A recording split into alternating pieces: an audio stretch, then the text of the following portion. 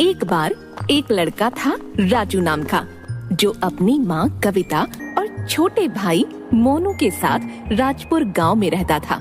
राजू के पिता का देहांत उसके बचपन में ही हो गया था। तब से राजू की माँ ने ही घर के लिए पैसे कमाने की जिम्मेदारी उठाई। कविता ने बहुत मेहनत की अपने बच्चों का पालन पोषण करने के लिए।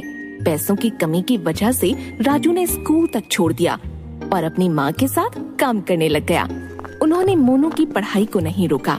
कविता हलवाई की दुकान पर मिठाइयाँ बनाने का काम करती थी। राजू भी, जो कि अपनी माँ के साथ काम पर जाने लगा था, उसने देखा कि यह माहौल कुछ अलग और अनोखा था।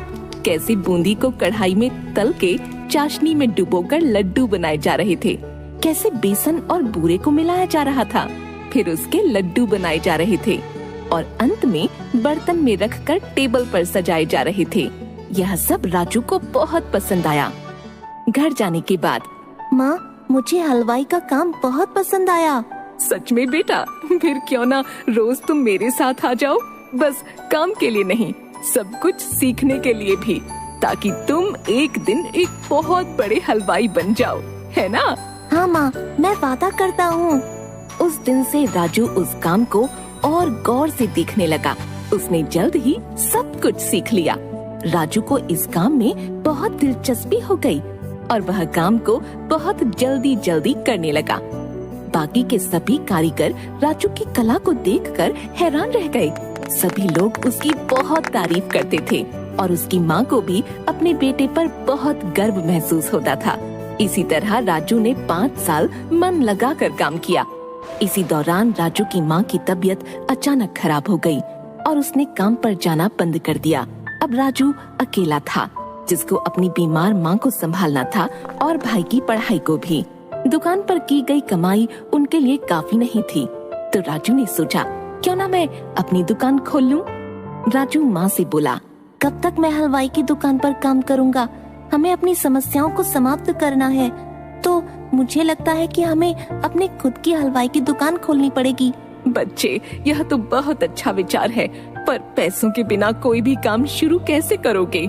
मेरे पास एक योजना है माँ। मैं रामलाल सेठ के पास काम कर रहा था। उन्होंने मेरा काम देखकर बोला कि वह मुझे जब भी पैसों की जरूरत हो तब वो मेरी मदद कर देंगे, और उनके कुछ लड्डू अधूरे रह गए हैं, तो मैं उनसे पैसे लेकर उनका काम खत्म कर दूंगा।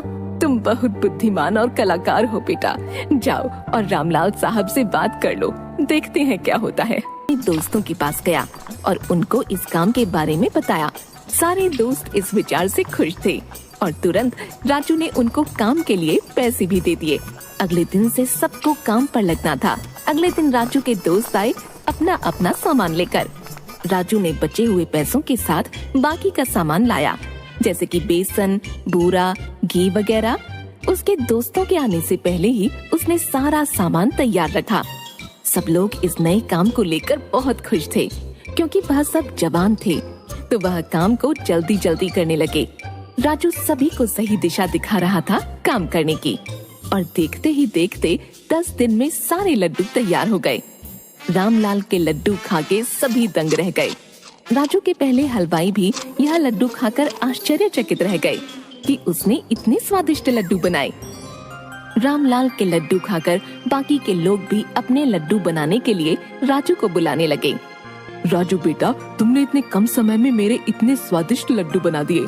वाकई में लाजवाब काम किया है तुमने। रामलाल ने फिर राजू को अपने काम के लिए अच्छा खासा पैसा दिया। पैसों के साथ उसने अपनी माँ के स्वास्थ्य का ख्याल रखा और अपने भाई को बेहतर स्कूल में डाला, और उसने खुद के परिवार के लिए भी एक मिठाई की दुकान खोल ली। 20 वर्ष के अंदर अंदर उसने कई प्रकार के लड्डू बना दिए। उसने अपनी कला का इस्तेमाल किया और अपनी मेहनत के साथ, जिसकी वजह से उसको प्रशंसा मिली। अंत में उसने अपने परिवार को सुखी भरा जीवन दिया।